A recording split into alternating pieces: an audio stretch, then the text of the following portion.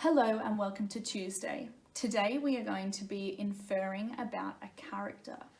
That means that we're going to be finding out what we know about these characters based on what the text is showing us. Now, because this story doesn't have any words, we have to be really careful that we look at the pictures in a lot of detail and find out every little bit that we can.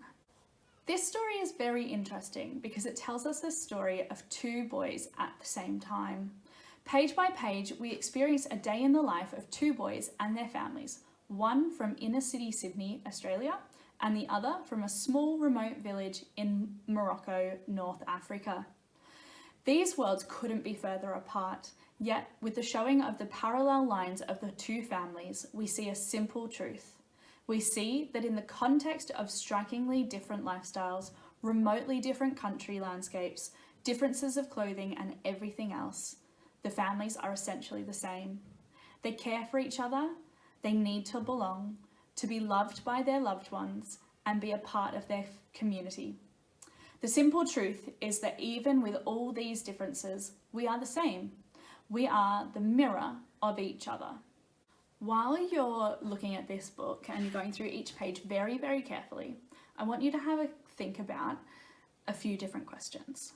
I want you to consider, is this in fact one story or two?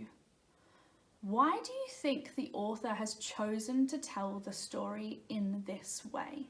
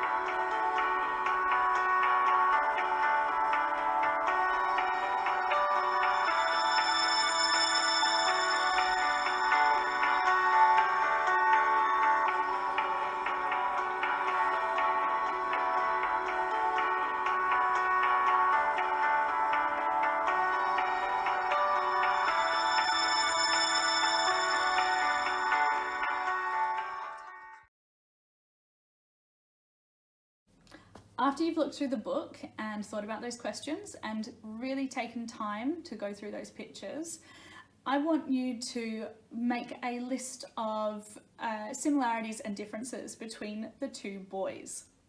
I want you to have a think about what we can really learn from these pictures. So do we know what they wear, what they eat, where they shop, where they live, how they get around? I want you to really think and look at those questions to answer. If you go back onto the school website under today's lesson, I've put a few questions for you to think about and also a chart for you to fill in. Don't forget, you can always send your work in. We'd love to see what you're doing. So if you'd like to email it to your teacher or you can email it to me, I'd love to see some of the things that you do today. I'll speak to you tomorrow. Bye.